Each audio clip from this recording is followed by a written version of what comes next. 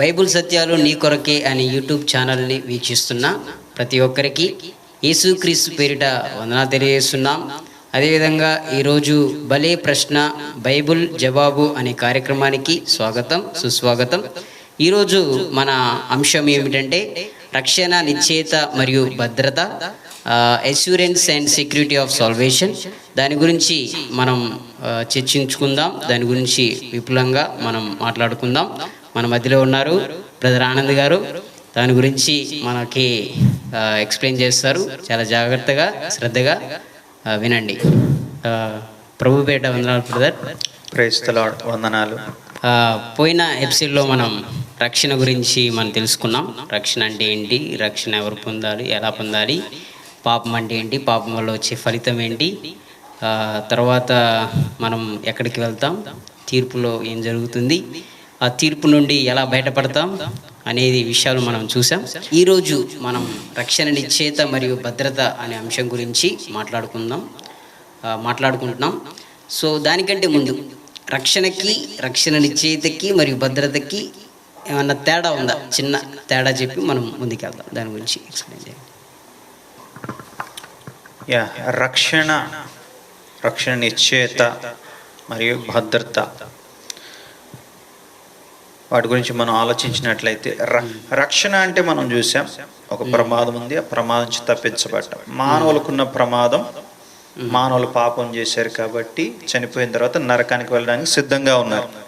ఈ నరకం అనే ప్రమాదం నుంచి రక్షించబడాలంటే ఒకే ఒక మార్గం, అది యేసయ్య. ఏం చేయాలా? రక్షణ పొందాలి అంటే ప్రభువుని యేసునందు విశ్వాసం ఉంచము, అప్పుడు నీవును నీ ఇంటి వారు రక్షణ పొందుతారు. అంటే యేసుక్రీస్తు యందు విశ్వాసం ఉంచితే మనకి రక్షణ కలుగుతుంది. ఓకే, ఇంతవరకు చూసాం. ఓకే, ఇది రక్షణ. ఓకే, రక్షణ నిశ్చయత అంటే కొంతమంది రక్షణ పొందిన తర్వాత కొద్ది కాలానికి వాళ్ళకి డౌట్స్ మొదలవుతాయి. నేను నిజంగా రక్షణ పొందినో లేదు, నాకు అసలు రక్షణ ఉందా లేదా, రక్షణ పొందామనేది మనం ఎట్లా డిసైడ్ చేస్తాం, దేవుడు కదా డిసైడ్ చేసేది అనేటువంటి సందిగ్ధంలో పడిపోతారు. ఓకే, కాబట్టి అలాంటి టైంలో రక్షణ నిశ్చయత అంటే అర్థం ఏంటంటే, అవును నేను రక్షించబడి ఉన్నాను, నాకు రక్షణ ఉన్నది అనేటువంటి దృఢమైనటువంటి ఆత్మవిశ్వాసం, నిశ్చయత, అష్యూరెన్స్ కలిగి ఉండనేమంటామంటే రక్షణ నిశ్చయత అంటాం. అంటే ఎటువంటి సందేహము లేకుండా నేను రక్షించబడి ఉన్నాను అనేటువంటి నమ్మకం ఏదైతే ఉంటుందో దాన్ని రక్షణ నిశ్చయత అంటాం. భద్రత అంటే ఏంటంటే సెక్యూరిటీ ఆఫ్ సాల్వేషన్. ఏంటంటే చాలామందికి వాళ్ళు రక్షణ పొందిన తర్వాత కొద్ది కాలానికి ఏమవుతుందంటే, వాళ్ళు తెలుసో తెలియక మనం మనుషులను కాబట్టి పాపం చేస్తాం కాబట్టి ఇప్పుడు నేను పాపం చేసిన నా రక్షణ ఉంటుందా పోయిద్దా అనేటువంటి డౌట్ మొదలవుతుంది. సో దాని గురించి ఆన్సర్ చేసేది రక్షణ, భద్రత, సెక్యూరిటీ ఆఫ్ సాల్వేషన్. అది ఏంటో మనం ఇప్పుడు ఒక్కో దాని గురించి మనం డీటెయిల్గా మనం మాట్లాడుకుందాం. రక్షణ, భద్రత అంటే ఏంటంటే మన రక్షణ భద్రంగా ఉంది, ఓకే రైట్ అన్న విషయం మనం అర్థం చేసుకోవాలి. దాని గురించి వివరంలోకి మనం వెళ్దాం. Okay right. ఈ రక్షణ నిశ్చయత గురించి కొంత వివరంగా వివరించండి. దాని గురించి బైబిల్లో రెఫరెన్స్ ఏమైనా ఉన్నాయా? మనం కొద్దిగా మీరు చెప్పండి. ఎస్, రక్షణ నిశ్చయత అంటే నేను రక్షించబడి ఉన్నానని నిశ్చయంగా, సంకోచం లేకుండా ధైర్యంగా చెప్పడం.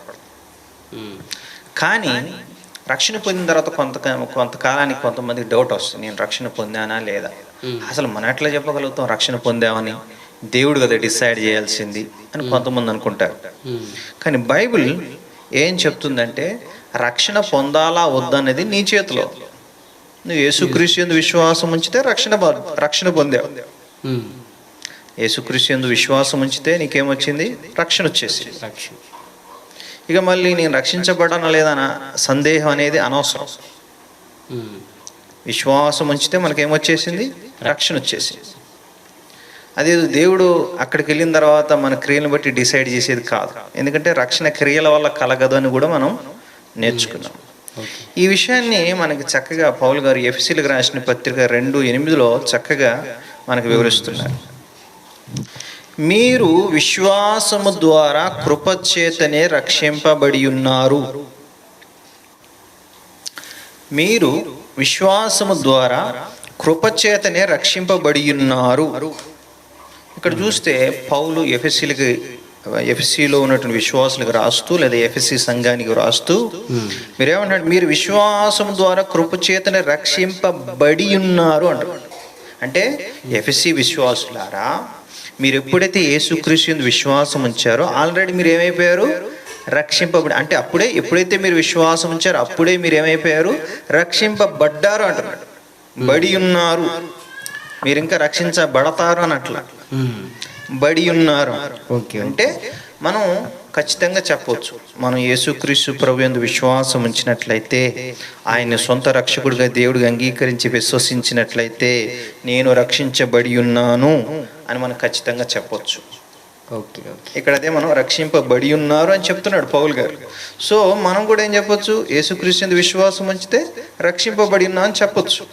అదేదో దేవుడు డిసైడ్ చేసేది కాదు. దేవుడు ఏమంటున్నాడు? నీ కోసం నేను చేయాల్సిందంతా చేసేసిన, నీకోసం నా కుమారుడిని లోకాన్ని పంపించా, నా కుమారుడు నీ కోసము రక్షణ సిద్ధం చేశాడు, నా కుమారుడిని యేసు యందు విశ్వాసం ఉంచితే నీకు రక్షణ అని నేను డిక్లేర్ చేస్తున్నా, ప్రకటిస్తున్నా.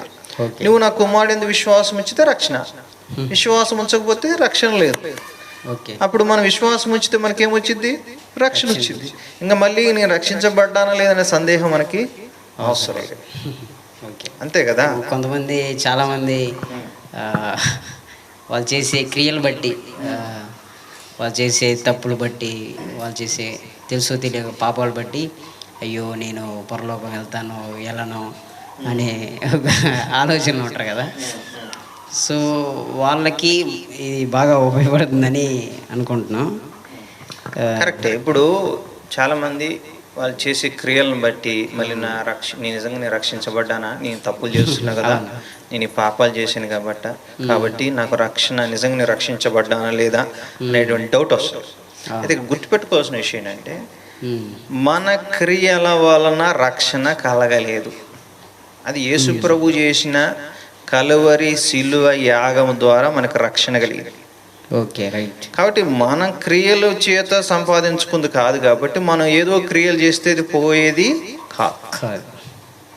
కాబట్టి మన క్రియలతో సంబంధం లేకుండా కేవలం యేసుక్రీస్తు ప్రభు వారి యందు విశ్వాసం ఉంచడం ద్వారా మాత్రమే మనకు రక్షణ కలిగింది. కేవలం విశ్వాసం. అందుకే ఏమంటాడు? ఎఫెసీ 2:8 అంటాడు, ఇది మీ వలన కలిగింది కాదు, నువ్వు సాధించడం వల్ల కలిగింది కాదు, ఇది దేవుని వరమే, గాడ్స్ గిఫ్ట్. ఇప్పుడు వరం అంటే గిఫ్ట్. బైబిల్ ఏం చెప్తుందంటే రక్షణ గిఫ్ట్ అంటుంది. ఇప్పుడు మీ ఇంటికి ఒక అడుగు తినేవాడు వచ్చాడు, భిక్షగాడు. సార్, ధర్మం సార్ అన్నాడు. పాపం నువ్వు ఏం చేసి అంటే, నీకు ఓహో ధర్మం అడిగా, సరేరా మా ఇంటి వెనకాల కొంచెం పని ఉంది, కొంచెం పెరట్లో పిచ్చి పిచ్చి మొక్కలన్నీ పెరిగిపోయినాయి అని చెప్పేసి ఇవన్నీ పీకుతావా, అవన్నీ శుభ్రం చేస్తావా, నేను నీకు డబ్బులు ఇస్తా అని చెప్పేసి అని. పాపం వాడు ఆకలితో ఉన్నాడు, వాడికి డబ్బు అవసరం. నువ్వు సరే అయ్యగారు నేను చేస్తానని చెప్పేసి పాపం వాడు వచ్చి ఆ పెరట్లోని పిచ్చి మొక్కలను పీకేసి శుభ్రం చేశాడు. నువ్వు జాలు తెలిసి ఓ 10 రూపాయలు ఇచ్చినావు, ఆడు వెళ్ళిపోయాడు. ఇంకొక భిక్షగాడు వచ్చాడు, అయ్యా ధర్మం అయ్యా అన్నాడు. వాడిని చూడగానే పాపం నీకు జాలి వెళ్ళి పాపం అనిపించి వెంటనే 10 రూపాయలు తీసుకెళ్ళి వాడికి ఇచ్చేసాడు. ఇప్పుడు ఈ రెండిట్లో దేన్ని దానం అంటాం? దేన్ని దానం అంటాం? పని చేయకుండా ఇచ్చిన మొదటి వాడికి ఇచ్చి చేసింది దానమా, రెండో వాడికి చేసింది దానమా? రెండో వాడు చేసింది దానం అంటారు. మొదటి వాడు చేసింది ఏమంటాం? తన చేసిన పనికి ఫలితం అంటే కూలి ఇచ్చినట్టు. అంతేనా? వాడేదో చేస్తే నువ్వు ఇచ్చింది 10 రూపాయలు కూలి. అవును. కానీ నువ్వు చూడగానే జాలిపడి వెంటనే అడగగానే ఇచ్చేసావు దాన్ని దానం. ఇప్పుడు రక్షణ కూడా దేవుడు మనకు దానంగా ఇస్తున్నాడు, గిఫ్ట్గా ఇస్తున్నాడు, బహుమతిగా ఇస్తున్నాడు. ఎప్పుడైతే నువ్వు నీ పాపాలు ప్రభు దగ్గర ఒప్పుకుని, ప్రభువా నేను ఏమి చేసినా నేను రక్షించుకోలేను, నా వల్ల కాదు, ఇగో నీవు చేసిన కలువరి యాగమందు నేను విశ్వాసం ఉంచుతున్నాను, నన్ను దయచేసి రక్షించు ప్రభువా అని ప్రభువుని అడిగితే చాలు. ప్రభు మనకి ఏమిస్తున్నాడు? రక్షణని గిఫ్ట్గా ఇస్తున్నాడు. ఓకే. అదేనా? సో ఏమన్నాడంటే రక్షణ వరం, ఇది మీ వలన కలిగింది కాదు, అది దేవుని వరం. ఇంకేమంటున్నాడు? అది క్రియల వల్ల కలిగింది కాదు, కనుక ఎవడునూ అతిశయపడలేదు. అంటే స్వర్గానికి వెళ్ళి ఎంత కష్టపడ్డాను తెలుసా, ఎంత ప్రయాసపడ్డాను తెలుసా, ఎంత కృషి చేసాను తెలుసా, అందుకే స్వర్గానికి వచ్చాను అని కాలు రగడడానికి ఎవరికి అక్కడ అవకాశం ఉండదు. Okay, right. అక్కడికి వెళ్ళిన వాళ్ళు అందరూ, ప్రభువా నేను ఈ స్వర్గానికి రావడం అస్సలు అర్హుని కాదు, నేను పాపిని, ఘోర పాపిని, నరకానికి పోవడానికి మాత్రమే అర్హుడిని, ఇక్కడికి వచ్చాను కేవలం నీ దయ, నీ కృపను బట్టి నేను ఇక్కడికి వచ్చాను, నీ కృతజ్ఞతలు ప్రభువా, నిన్ను నమ్ముడు ద్వారా నేను ఇక్కడికి వచ్చాను ప్రభువా, నీకు స్తోత్రం ప్రభువుని స్తుతించే వాళ్ళు ఉంటారు తప్ప తన క్రియల ద్వారా నేను వచ్చాను అతిశయించేవాడు ఎవడు ఉన్నాడు. అందుకే ఎవడును అతిశయపడ వీలు లేదు అంటున్నాడు. మనం రక్షణ పొందాము అన్నదానికి డౌట్ మనకు అవసరం లేదు. ఎందుకంటే బైబిల్ చెప్తుంది విశ్వాసం ఉంచితే రక్షణ. Okay, right. ఇంకా అనేక వచనాలు ఉన్నాయి మనకి చూస్తే. 1 యోహాను 5:13 మనం చూస్తే, దేవుని కుమారుడని యేసు యందు విశ్వాసం ఉంచు మీరు నిత్య జీవం గలవారని తెలుసుకోవాలంటున్నాడు. అంటే యేసుక్రీస్తు యందు విశ్వాసం ఉంచితే మనం ఏం గలవారమాట? నిత్య జీవం గలవారం. నిత్య జీవం పొందుకుంటాం కదా, గలవారం అంటే ఆల్రెడీ మనము కలిగి ఉన్నాం. అంటే యేసుక్రీస్తు యందు విశ్వాసం ఉంచితే మనకు ఆల్రెడీ ఏం కలిగి ఉన్నాం? నిత్య జీవం. ఏ వాళ్ళ నుండి రేపు పోయేదాన్ని నిత్య జీవం ఎప్పుడు ఉంటుంది, శాశ్వతంగా ఉండేది. అది పొందుకుంటాం, అట్లా ఆల్రెడీ కలిగి ఉన్నాం. ఆల్రెడీ నిత్య జీవాన్ని మనము గలవారం అంటే కలిగి ఉన్నాం అని. నీకు ఆల్రెడీ నిత్య జీవం వచ్చేసి, నువ్వు ఎప్పుడైతే యేసుక్రీస్తు యందు విశ్వాసం వచ్చినావో నీకేమొచ్చేసింది? నిత్య జీవం దేవుడు అనుగ్రహించేశాడు. ఇంకా మళ్ళీ నీకు రక్షణ గురించి డౌట్ ఎందుకు అని దేవుడు అంటాడు. అంటే దేవుడు ఇచ్చి మళ్ళీ తీసేసుకునేవాడు కాదుగా, ఆయన ఒక మాట ఇచ్చాడంటే మాట తప్పనివాడు దేవుడు. ఇంకా మనం చూస్తే బైబిల్లో రోమా 8:16 కనుక మనం చూస్తే, మనము దేవుని పిల్లలమని పరిశుద్ధాత్మ తానే మన ఆత్మతో సాక్ష్యమిస్తూ ఉన్నాడు. ఓకే. అంటే హోలీ స్పిరిట్ కూడా మనతో చెప్తా ఉన్నాడు, నువ్వు దేవుని బిడ్డ అని మనలో ఆయన మనతో మాట్లాడుతూ ఉంటాడని ఈ వాక్యంలో మనం చూస్తున్నాం. మరి ఒక వ్యక్తి ఎప్పుడు దేవుని బిడ్డ అవుతాడు? యోహాను సువార్త 1:12 ప్రకారం, వెరీ గుడ్, యోహాను సువార్త 1:12 ప్రకారం, తన్ను ఎందరు అంగీకరించరు అనగా యేసు నామమునందు ఎంతమంది అయితే విశ్వాసం ఉంచుతారో వారందరూ దేవుని పిల్లలగుటకు దేవుడు అధికారము అనుగ్రహించారు. అంటే ఇప్పుడు ఎప్పుడైతే ఒక వ్యక్తి యేసయ్యను నమ్ముకుంటాడో ఆ వ్యక్తి ఏమవుతాడు? దేవుని బిడ్డ అవుతాడు. అదే సత్యాన్ని పరిశుద్ధాత్మ మనతో సాక్ష్యం ఇస్తూ ఉంటాడట. ఓకే, ఆయన మనకి ధైర్యం, నువ్వేం బాధపడకు, నువ్వేం టెన్షన్ పడకు, నువ్వు దేవుని బిడ్డవని పరిశుద్ధాత్మ సాక్ష్యం ఇస్తున్నాడని కూడా వాక్యం మనకి వాక్యం మనకి చెప్తాం. అనేక రెఫరెన్స్లు ఉన్నాయి మనకి.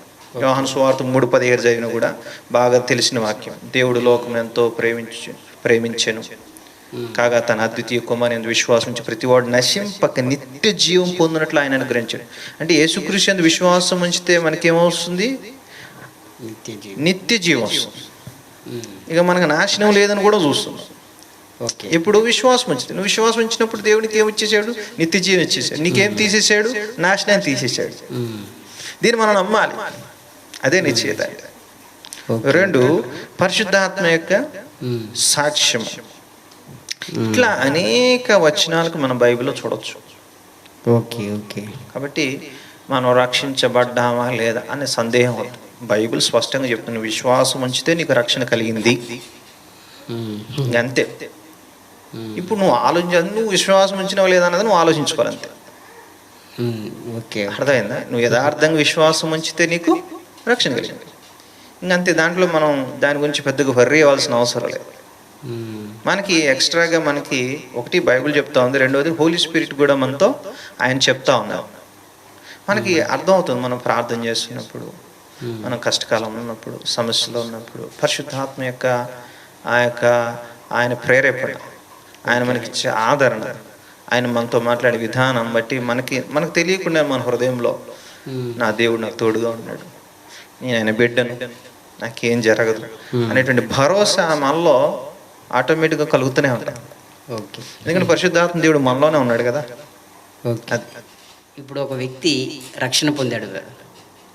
రక్షణ పొందిన తర్వాత అతడు తెలుసో తెలియక పాపం చేశాడు అనుకోండి, అప్పుడు అతని రక్షణ ఉంటుందా పోతుందా? చాలా మంచి ప్రశ్న. చాలా మంది రక్షణ పొందిన తర్వాత ఉమ్, వాళ్ళు ఏదైనా పాపం చేసినప్పుడు వెంటనే వాళ్ళకి ఒక వచ్చి ఇమ్మీడియట్ డౌట్ ఏంటి, ఆ రక్షణ ఉంటుందా పోయిద్దా? ఉమ్, ఇది చాలా సహజమైన ప్రశ్న, చాలా రీజనబుల్ ప్రశ్న. ఓకే. కానీ గమనించాల్సిన విషయం ఏంటంటే బైబిల్ ఏం చెప్తుందంటే ఎప్పుడైతే మనం ప్రభువైన యేసుక్రీస్తు యందు విశ్వాసం ఉంచినామో మనం ఏమయ్యాం? దేవునికి బిడ్డలమయ్యాం. ఓకే. దేవునికి బిడ్డలమయ్యాం. రెండు, మనం ఎప్పుడైతే యేసుక్రీస్తు యందు విశ్వాసం ఉంచామో మనం ఏం పొందుకుని? నిత్య జీవాన్ని పొందుకున్నాం. ఓకే. మూడవది, మనం రక్షణ మన క్రియల వల్ల కలగలేదు, అవును. కేవలం విశ్వాసం ద్వారా మనం పొందుకున్నాం. ఓకే. ఇది మీకు సింపుల్గా అర్థం కావడానికి ఒక ఎగ్జాంపుల్ చెప్తాను నేను, అప్పుడు మీకు బాగా అర్థం అవుతుంది. ఓకే. ఒక తండ్రి ఉన్నాడు, ఉమ్, తండ్రికి కొడుకున్నాడు. ఓకే. ఈ కొడుకు ఏదైనా తప్పు చేసినప్పుడు, ఉమ్, ఏదైనా పాపం చేసినప్పుడు ఉమ్, ఈ తండ్రి ఏం చేస్తాడు? అరే బాబు, గద్దిస్తాడు. ఫస్ట్ ప్రేమతో చెప్తాడు, నాన్న ఇట్లా చేయకూడదురా అని చెప్తాడు. అవును. వాడు మాట వింటే ఓకే, ఉమ్, మాట వినకపోతే ఉమ్, ఇంకోసారి చెప్తాడు. ఓకే. అప్పటికి మాట వింటే ఓకే, లేదు అనుకోండి కొంచెం గద్దించి చెప్తాడు. ఉమ్, అప్పటికి మాట వినకపోతే ఏం చేస్తాడు? దండించి ఉమ్, శిక్షించి వాడు బుద్ధి వచ్చేటట్లుగా మంచి మార్గంలో తీసుకురావడానికి ప్రయత్నం చేస్తాడు. అంతే తప్ప కొడుకు పాపం చేశాడని లేదా ఆయన మాట వినలేదని ఆయనకు వ్యతిరేకంగా నడుచుకున్నాడని నువ్వు నా కొడుకు కాదురా అంటాడా? అనడు ఎప్పుడు అన్నాడు. అన్నాడు కదా. ఒకేలా అన్నంత మాత్రాన్ని ఆడు కొడుకు కాకుండా పోతాడా? ఈయన తండ్రి కాకుండా పోతాడా? వీళ్ళ మధ్య బంధం ఎక్కడికైనా పోతుందా? పోదు. సేమ్ వే, ఎప్పుడైతే మనం యేసుక్రీస్తు ప్రభు యందు విశ్వాసం ఉంచినామో యోహాను 1:12 ప్రకారం మనం ఏమయ్యాం? దేవునికి బిడ్డలమయ్యాం. శాశ్వత బంధాన్ని మనం దేవుడితో పొందుకున్నాం. ఈ బంధం ఎన్నటికీ పోదు. Okay, right. ఓకేనా? అయితే మనం పాపం చేసినప్పుడు, అంటే మనం మనుషులం కాబట్టి రక్షణ పొందిన తర్వాత కూడా తెలుసో తెలియక మనం పాపం చేయడానికి అవకాశం ఉంది కాబట్టి ఇంకా పాప శరీరంలో ఉన్నాం, పాపిష్టి లోకంలో బతుకుతున్నాం. ఓకే. కాబట్టి మనం పాపం చేయడానికి అవకాశం ఉంది. ఉమ్, పాపం చేసినప్పుడు మనం గుర్తుపెట్టుకోవాల్సింది ఏంటంటే మనం ఎప్పుడైతే పాపం చేస్తామో గుర్తుపెట్టుకోవాల్సింటే మన రక్షణ ఎక్కడికి పోదు. ఓకే. ఎందుకంటే అది ఏదో మనం క్రియల ద్వారా సంపాదించుకున్నది కాదు కదా రక్షణ అనేది. కాబట్టి మనం ఏదో ఒక తప్పుడు క్రియ చేస్తే పోయేటట్లు కాదు అది. అంటే మనం ఏదో క్రియలు చేస్తే సంపాదించుకున్నది అయితే, మనం ఏదో కష్టపడి క్రియల ద్వారా సంపాదించుకున్నట్లయితే, మనం ఏదో ఒక తప్పుడు క్రియ చేస్తే పోతుందని భయం అనుకుంటుంది. ఓకే. కానీ ఇది మన క్రియల ద్వారా కలిగింది కాదు కదా. అవునా? కాబట్టి ఏదో క్రియలు చేస్తే పోయేది కూడా కాదు. ఓకే. అర్థమవుతుంది. అది కేవలం ప్రభువైన యేసుక్రీస్తు యందు విశ్వాసం ఉంచడం ద్వారా మనకి కలిగింది.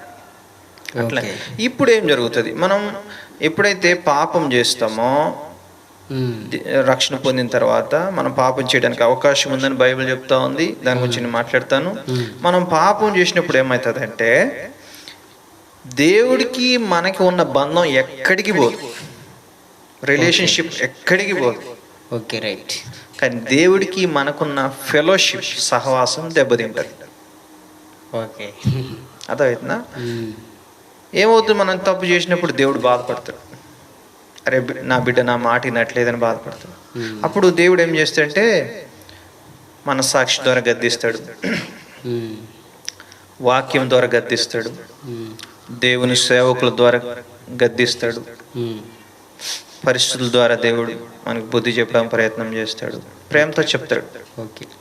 విని మార్చుకుంటే గుడ్, లేకపోతే దేవుడు ఏం చేస్తాడు? బెత్తం తీసుకుంటాడు. తీసుకొని మనల్ని దండించి ఉమ్, శిక్షించి, ఉమ్, ఒక తండ్రి తన బిడ్డను ఎట్లయితే సన్మార్గంలో తీసుకురావడానికి కోసం దండిస్తాడో అట్లా దండించి మనల్ని తన మార్గంలో తెచ్చుకుంటాడు. అంతే తప్ప నువ్వు నా బిడ్డ కాదని త్రోసివేయడు, మనల్ని తిరస్కరించడు. చల్ నీ రక్షణ క్యాన్సిల్ చేస్తున్నా అని చెప్పేసి కూడా దేవుడు అన్నాడు. ఎందుకంటే దేవుడిచ్చే రక్షణ శాశ్వతమైనది, దేవుడిచ్చే రక్షణ నిత్యమైనటువంటి. ఆయన ఇచ్చే జీవము నిత్య జీవం. ఇవాళ రేపు పోయేదని నిత్య జీవం. కాబట్టి దేవుడు మనకి ఇచ్చింది ఏంటి? నిత్య జీవం. ఓకే. అయితే మనకి సహవాసం దెబ్బతింటుంది. అందుకే దేవుడు మనకి ఏమంటున్నాడు? 1 యోహాను 1:9 ఓకే. దేవుడు ఒక మాట అంటాడంటే, మనము మన పాపములను ఒప్పుకునిన ఎడల ఆయన నమ్మదగిన వాడును నీతిమంతుడు గనుక మన పాపమును క్షమించి సమస్త దుర్నీతి నుండి మనల్ని పవిత్రులుగా చేయును. అక్కడ ఏమంటాడు? మనము మన పాపములను ఒప్పుకునిన ఎడల. మనం అంటే ఎవరు? ఆ పత్రిక ఎవరికి రాశాడు? విశ్వాసులకు రాశారా, అవిశ్వాసులకు రాశారా? విశ్వాసం. అంటే అక్కడ మనము పాపం చేసినప్పుడు అంటే మనము మన పాపం ఒప్పుకునే ఎడల అంటే ఆయన ఎవరి గురించి మాట్లాడుతున్నాడు? విశ్వాసుల గురించి. అంటే విశ్వాసులు పాపం చేయడానికి అవకాశం ఉందనే చెప్తున్నాడు.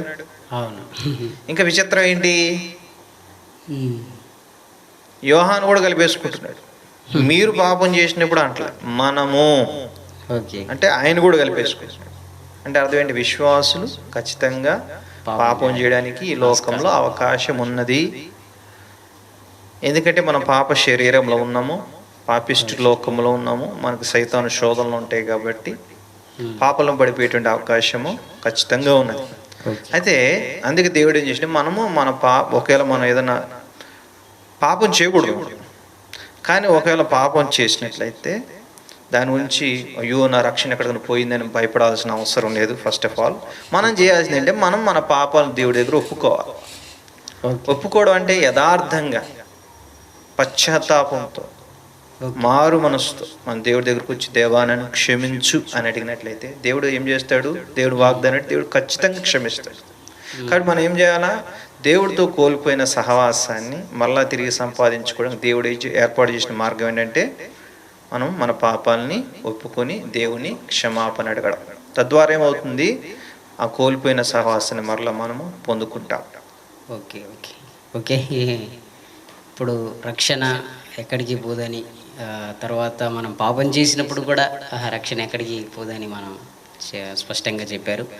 కానీ దీన్ని ఆసరాగా తీసుకొని కొంతమంది రక్షణ ఎక్కడికి పోవట్లేదు కదా, పాపం చేస్తే ఏమైతుందిలే, ఏం కాదులే, మనం స్వర్గానికి పోతాంలే అనే ఉద్దేశంలో ఉంటారు కదా. మరి వారికి మనం ఇచ్చే సమాధానం ఏంటి? చాలా మంచి ప్రశ్న అడిగారు. ఎందుకంటే నేను పాపం చేసినా నా రక్షణ ఎక్కడికి పోదు, కాబట్టి ఏముంది, హాయిగా పాపాలు చేసేసుకొని సారీ అడిగితే సరిపోతుంది అని దీన్ని చాలామంది లైసెన్స్గా తీసుకునేటువంటి ప్రమాదం ఉన్నది. అందుకే అదే పత్రికలో 1 యోహాను 1:9 ఏ యోహాన్ గారు అయితే ఒకవేళ మీరు తప్పు చేస్తే దానికి ఏంటి పరిష్కారం అంటే మీరు దేవుడి దగ్గరికి వచ్చి క్షమాపణ అడగండి అని చెప్తాడు కదా. అదే యోహాన్ గారు మళ్ళా 1 యోహాను 2వ అధ్యాయం 1వ వచనంలో ఏమంటాడు? చాలా మంచి మాట చెప్తాడు ఆయన. ఏంటంటే, నా చిన్న పిల్లలారా మీరు పాపము చేయకుండుటకై ఈ సంగతులను మీకు రాయచున్నాను. బాబు నేను ఈ విషయం ఎందుకు రాశానంటే నువ్వు దీన్ని లైసెన్స్గా తీసుకుని పాపం చేయడానికి కాదు. మనము మనుషులం కాబట్టి పాపం చేయడానికి అవకాశం ఉంది. ఒకవేళ పాపం చేసినట్లయితే ఇగో దేవుడితో మరలా మన సహవాసాన్ని సంపాదించుకోవడానికి దేవుడు మనకు ఏర్పాటు చేసిన మార్గం ఏంటంటే మనం ఆయన దగ్గరికి వచ్చి క్షమాపణ అడిగితే దేవుడు క్షమిస్తాడు. అలా అని చెప్పి దీన్ని ఆసరాగా తీసుకుని నువ్వు కంటిన్యూస్గా పాపం చేయడం కోసం నీ దీన్ని రాయట్లా. ఒకవేళ నువ్వు అలా ఆలోచిస్తుంటే ఇంక నువ్వు చిన్న పిల్లలాగే ఆలోచిస్తున్నావు. అందుకని ఏమంటున్నాడు? నా చిన్న పిల్లలు మీరు పాపం చేయకుండా ఉండడం కోసం నేను చెప్తున్నాను ఈ విషయాన్ని నేను చెప్పింది మీరు లైసెన్స్గా తీసుకుని పాపం చేయడానికి కాదు. ఒకవేళ మీరు అలాంటి పరిస్థితి వచ్చినట్లయితే దేవుడు మనకి ఈ యొక్క మార్గం పెట్టాడు అంతే తప్ప దీన్ని ఆసరాగా తీసుకుని పాపం చేయమని కాదు. ఉదాహరణకు ఒకసారి యాక్చువల్లీ మీరు ఆలోచించినట్లయితే మనం ఒకరిని బాధ పెట్టినాం, వాడి దగ్గరికి వెళ్ళి సారీ చెప్పినాం. సారీ చెప్పినామంటే అర్థం ఏంటి? మళ్ళీ ఇంకోసారి నేను ఈ పని చేయను. నువ్వు సారీ చెప్పుకుంటూ పదే అదే తప్పు చేస్తూ ఉంటే అది సారీ చెప్పినట్టేనా? కాదు కదా. అట్లనే చాలామంది ఏమనుకున్నారా, సారీ దేవా అని చెప్పేసి ఇష్టం వచ్చినట్టు మళ్ళీ జీవించి మళ్ళీ సారీ దేవా అని ఇట్లా బతుకుతా ఉన్నారు. అది కరెక్ట్ కాదు. నువ్వు తప్పు చేసినప్పుడు నువ్వు దేవుడి దగ్గరికి వచ్చి క్షమాపణ అడగాలి. సారీ ప్రభు అని అడగాలి. అది యథార్థంగా అడగాలి. నువ్వు సారీ చెప్పినటువంటి అర్థం ఇంకోసారి నేను చెయ్యను ప్రభు అని అర్థం. నువ్వు సారీ చెప్పేసి మళ్ళీ అదే పని చేయడానికి వెళ్తున్నావు అంటే నీళ్ళేం లేదు, పశ్చాత్తాపం లేదు. ఓకే. అప్పుడు ఇట్లాంటి నాటకాలు ఆడే వాళ్ళని ప్రభు ఏం చేస్తాడు, ఆహా బిడ్డ, ఓ నువ్వు నా సారీ చెప్పేసి నీ ఇష్టం వచ్చి జీవించవచ్చు అనుకుంటున్నావా, ఓకే ఓకే అని చెప్పేసి దేవుడు ఏం చేస్తూ వాళ్ళని ట్రీట్మెంట్ వేరే ఇస్తాడు. వాళ్ళు డీల్ చేసే విధానం వేరే ఉంటుంది. అప్పుడు వాళ్ళ ముట్టకాయలు వేసి మళ్ళీ వాళ్ళని తన మార్గంలోకి తెచ్చుకుంటాడు. వాళ్ళకి ఎట్లా బుద్ధి చెప్పాలో దేవుడు తెలుసు.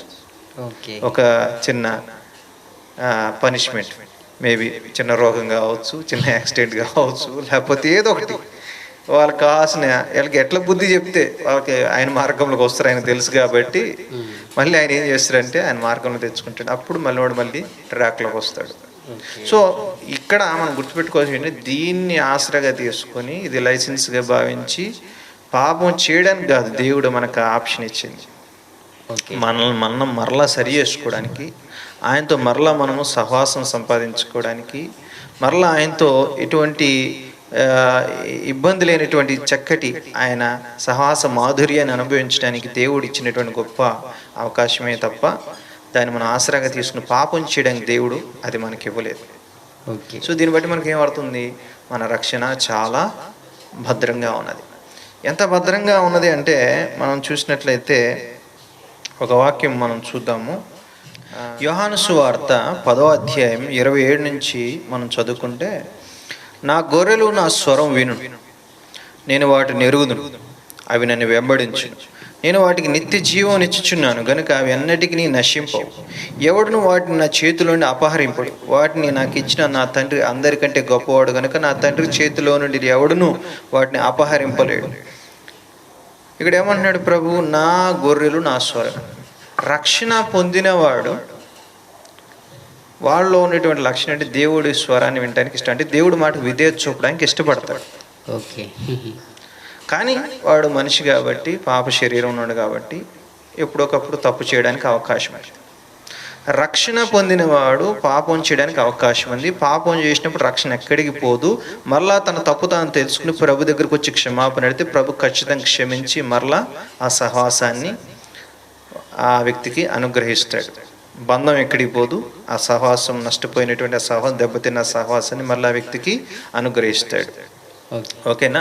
అది మనం అర్థం చేసుకోవాల్సిన విషయం. తర్వాత వ్యక్తి కనుక రక్షణ పొందినట్లయితే పాపం చేయడానికి అవకాశం ఉంది, కానీ కంటిన్యూస్గా అదే పాపంలో కొనసాగడమే జరగదు. ఒక వ్యక్తి కంటిన్యూస్గా ఎటువంటి పశ్చాత్తాప మారుమనసులు కంటిన్యూస్గా పాపాలు చేసుకుంటూ పోతున్నాడంటే ఆ వ్యక్తి రక్షణను మనం ప్రశ్నించాలి.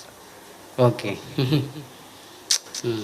ఏమాత్రం వాళ్ళు పశ్చాత్తాపం, ఏమాత్రం దేవుని భయం లేదు. మళ్ళీ ఇంతకుముందు ఎట్లున్నాడు, యాస్టీస్గా అట్లే ఉన్నాడు, కంటిన్యూస్గా చేసుకుంటూ పోతాడంటే వాడి రక్షణను మనం ప్రశ్నించాలి. ఒక విశ్వాసి రక్షణ పొందినవాడు పాపం చేస్తే ఖచ్చితంగా వాళ్ళు బాధ ఉంటుంది. అరే నా దేవుని బాధ పెట్టిన అనే దుఃఖము, పశ్చాత్తాపం వాళ్ళ కనపడుతుంది. వాడు ఎంత త్వరగా దేవుడి దగ్గరకు వచ్చి క్షమాపణ అడగాలని చూస్తాడు. సాధ్యమైనంత వరకు వాడు వెళ్లకుండా ఉండడానికి ప్రయత్నం చేస్తాడు. ఓకే.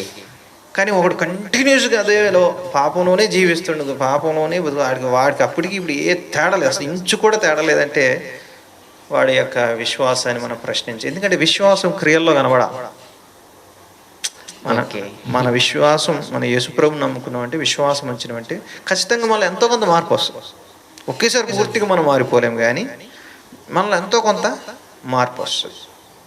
వాళ్ళలో పాపం చేసినప్పుడు ఎంజాయ్ చేస్తారేమో, కానీ పాపం చేసిన తర్వాత వాడికి దుఃఖం కలుగుతుంది, బాధ. అరే అదేమని బాధ పెట్టినా నేను. ఎంత త్వరగా వాడు దేవుడి దగ్గరికి వచ్చి ఆ సహవాసాన్ని మరలా అనుభవించాలన్న ఆశ తప్పని వాళ్ళ కలుగుతుంది. అది మనం గమనించాల్సిన విషయం. అందుకే ప్రభు అన్నాడు, నా గొర్రెలు నా స్వరం వినును, నేను వాటిని ఎరుగు, అవి నన్ను వెంబడించు, నేను వాటికి నిత్య జీవం ఇచ్చుచున్నాను కనుక అవి ఎన్నటికీ నశింపవు. ఎన్నటికీ నశింపను అంటే వాళ్ళ రక్షణ ఎన్నటికీ పోదు.